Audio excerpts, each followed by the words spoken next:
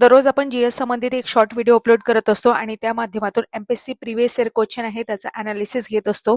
असाच एमपीएससी राज्यसेवा पूर्व परीक्षा झाली होती 2025 मध्ये. त्यामध्ये विचारला गेलेला हा प्रश्न जोड्या जुळवा यासाठी हा प्रश्न विचारण्यात आलेला आहे. यामध्ये ऑप्शन दिले आहेत मोनोसॅकरेट, डायसॅकरेट, ट्रायसॅकरेट आणि पॉलिसॅकरेट. दुसरीकडे ऑप्शन आहे रॅफिनोज, स्टार्च, ग्लुकोज आणि सुक्रोज. तर मग सुरुवातीला थोडी इन्फॉर्मेशन पाहू आणि त्यानंतर प्रश्न अनालिसिस करू. यामध्ये आपण कार्बोहायड्रेट शिकत आहोत. यावर आधारित आपण संपूर्ण लेक्चर सुद्धा घेतलेला आहे.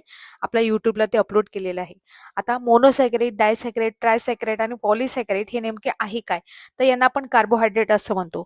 कार्बोहायड्रेट म्हणजे तुम्ही काय म्हणू शकता? प्रकारचं सेंद्रिय संयुग म्हणू शकता, ज्यामध्ये कार्बन, हायड्रोजन आणि ऑक्सिजन हे 3 घटक प्रामुख्याने पाहायला मिळतात. यांचा जर रेशो लक्षात घेतला तुम्ही तर कार्बन 1%, हायड्रोजन 2% आणि ऑक्सिजन 1% अशा प्रमाणात, म्हणजे एकास दोनास एक असं गुणोत्तर तुम्ही पाहू शकता. यामध्ये काय काय ऑप्शन दिलेले आहे? ग्लुकोज. ग्लुकोज हा ऑप्शन दिलेला आहे. ग्लुकोज प्रामुख्याने काय आहे? मोनोसॅकराइड आहे. मोनोसॅकराइड म्हणजे काय असते ते आपण समजून घेऊ. मोनोसॅकरेट म्हणजे कार्बोहायड्रेटचा सर्वात साधा घटक असं तुम्ही म्हणू शकता. पुढे त्याचं हायड्रोलिसिस केलं म्हणजे पाणी त्यामधलं तोडून टाकलं किंवा त्याचं आणखी हायड्रोलिसिस केल्यानंतर कुठल्याही प्रकारचे दुसऱ्या कार्बोहायड्रेटमध्ये रूपांतर होत नाही, म्हणजे ते काय झाली? मोनोसॅकरेट.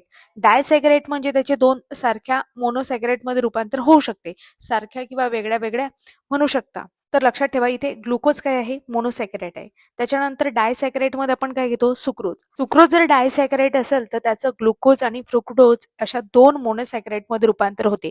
याआधी कंबाईन ग्रुप बी एक्झाम झाली होती प्रिलिम्सची, मध्ये हा प्रश्न विचारून झालेला आहे. व्यतिरिक्त डायसॅकरेट मध्ये आणखी सुद्धा आहे, जसं सुक्रोज सांगितलं डायसॅकरेट आहे, तसंच माल्टोज सुद्धा आहे, लॅक्टोज सुद्धा आहे, हे सुद्धा डायसॅकरेटचे एक्झाम्पल आहे. त्याच्यानंतर ट्रायसॅकरेट. ट्रायसॅकरेट मध्ये प्रामुख्याने 3 मोनोसॅकरेट तुम्हाला पाहायला मिळतात. प्रामुख्याने रॅफिनोज त्याचं एक्झाम्पल आहे आणि पॉलिसॅकरेट म्हणजे 3 पेक्षा जास्त असं तुम्ही म्हणू शकता. यामध्ये आपण एक्झाम्पल घेऊ शकतो, जसं स्टार्च आहे, त्याच्यानंतर ग्लायकोजन आहे. प्रामुख्याने स्टार्चच्या बाबतीत आपण जर म्हटलं तर जे काही वनस्पतीमध्ये ऊर्जेचा जो काही साठा असतो तो स्टार्चच्या फॉर्ममध्ये असतो आणि मनुष्यामध्ये, प्रामुख्याने प्राण्यांमध्ये जो काही कार्बोहायड्रेटचा रिझर्व्ह साठा असतो तो प्रामुख्याने ग्लायकोजनच्या फॉर्ममध्ये असतं. आणि ग्लायकोजन याआधी मी तुम्हाला यकृत शिकवलेलं आहे, त्यामध्ये ग्लायकोजन आहे ते एक स्टोरेज फॉर्ममध्ये ठेवलं जाते आणि जेव्हा आपल्याला कार्बोहायड्रेटची किंवा साखरेची कमतरता जाणवते तेव्हा हे ग्लायकोजन यूज मध्ये येत असते. अशा प्रकारे आपण या प्रश्नाबद्दल अधिकची माहिती घेतली. दररोज आपण सकाळी 10 वाजता शॉर्ट व्हिडिओच्या माध्यमातून अशाच प्रकारचे प्रश्न कव्हर करत असतो. डेली नोटिफिकेशनसाठी तुम्ही आपलं स्पर्धा विश्व ऑफिशियल टेलिग्राम जॉईन करू शकता. आवडल्यास लाईक, शेअर आणि सबस्क्राईब करू शकता. तसेच इतरांपर्यंत शेअर नक्की करा.